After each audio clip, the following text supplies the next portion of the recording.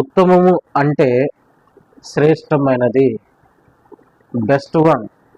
ఒక 100 పనులు ఉన్నప్పుడు 100 పనుల్లో కొన్ని మాత్రమే ప్రాముఖ్యం. ఆ కొన్ని ప్రాముఖ్యమైనటువంటి వాటిలో ఒక పని మాత్రమే ప్రాముఖ్యం.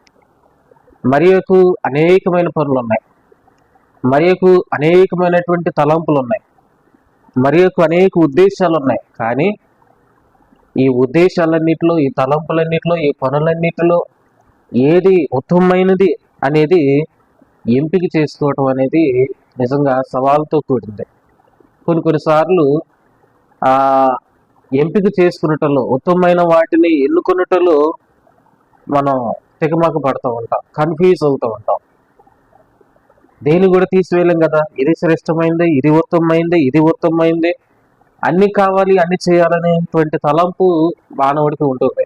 కానీ మరియా అవన్నీ కాదు, ఒక్కటి మాత్రమే అవసరమైంది. అది ఉత్తమమైన దానిని ఏర్పాటు